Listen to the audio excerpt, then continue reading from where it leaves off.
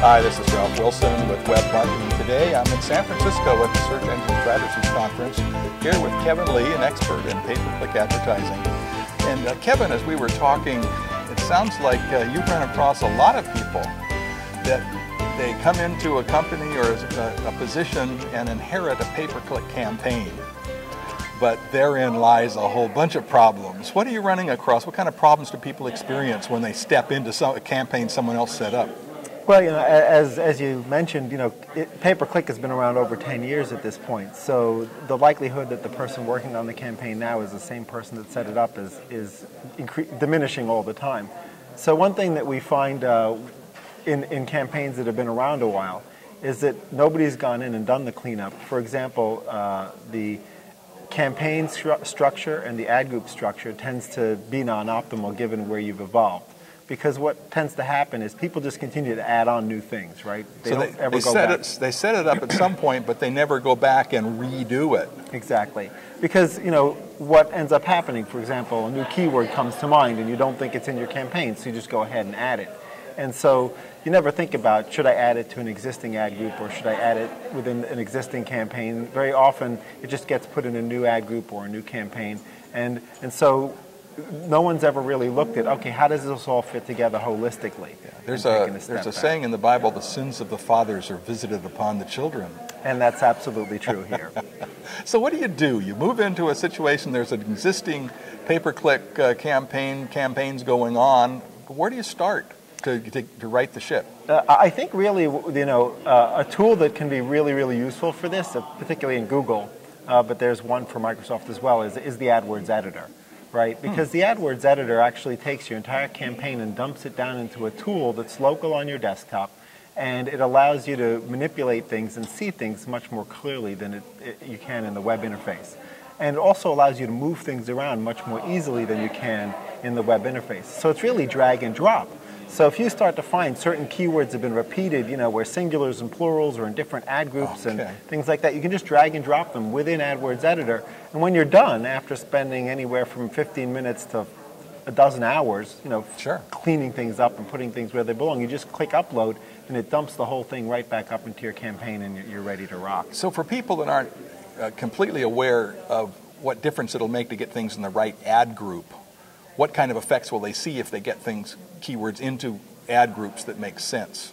Well, you've got ease of campaign maintenance, obviously, and ease of bidding. It's not unusual to find the same keywords with the same match types existing in multiple ad groups with different bids associated with it, which of course means you're sort of bidding against yourself. So once you sort of clean that up, it's a lot easier to sort of pay attention to it. And then monitoring what's going on, I would guess. Yeah, and from a monitoring perspective and making the right bid decisions.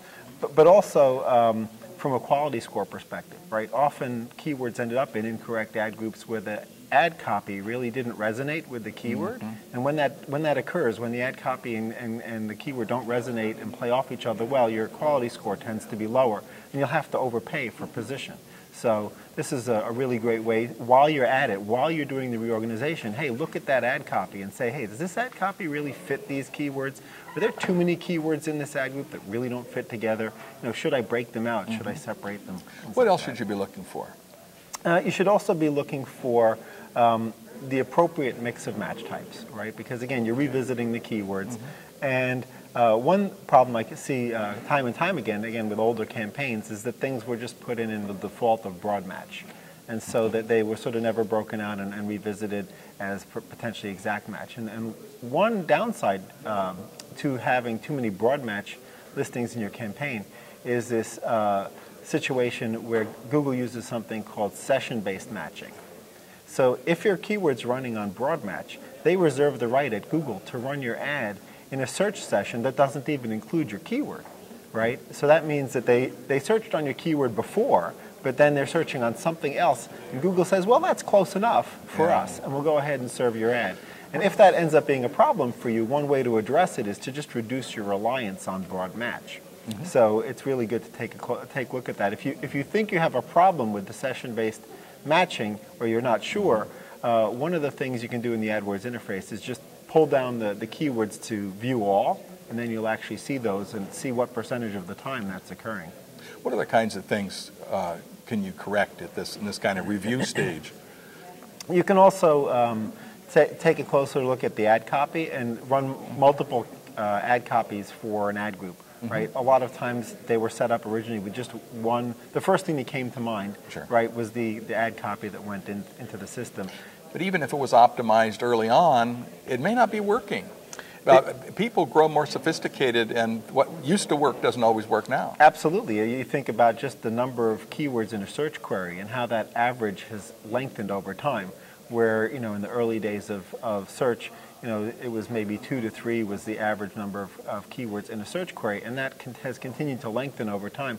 So people have learned how to be more sophisticated as searchers, and if your campaign has not moved in lockstep with that, then you're sort of being left behind. All right.